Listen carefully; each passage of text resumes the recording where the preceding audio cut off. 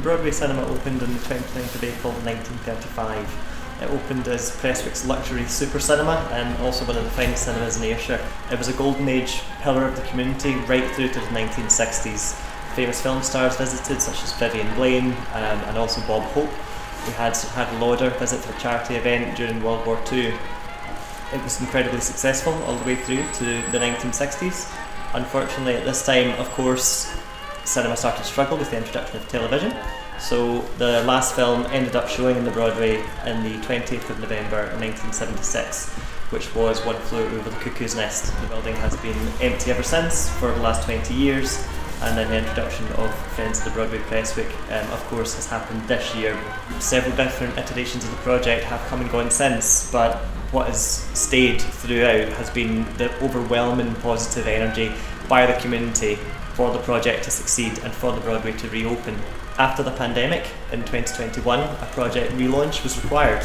So at this stage, several former directors had stepped down and we needed a new vision. Our chairperson, Guy Walker, came in 2021 who, along with myself, Kyle McFarlane, decided to try and focus as much as possible on heritage preservation.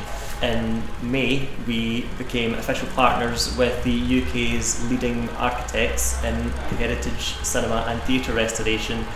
Of course, the Broadway will return as the Broadway Cinema. It will also be a multi-purpose entertainment venue. It will be a thriving community hub as well. This space will also be able to play host to events such as theatre, music, comedy, film festivals, conferences. And the amount of excitement and engagement that we get from the community, I've been able to attend events of that nature in the building in the future is incredible. The Broadway will also play host to the nation's first ever Museum of Scottish Cinemas.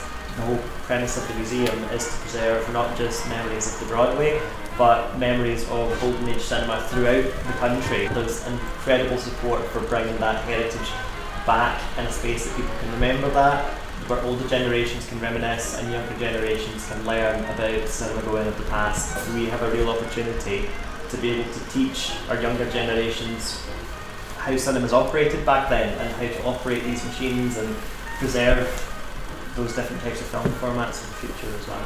Our next steps after that will be in 2024 to work with our architects at Butterfield Fisher to develop our stage 2 concepts for what the Broadway is going to look like in the future.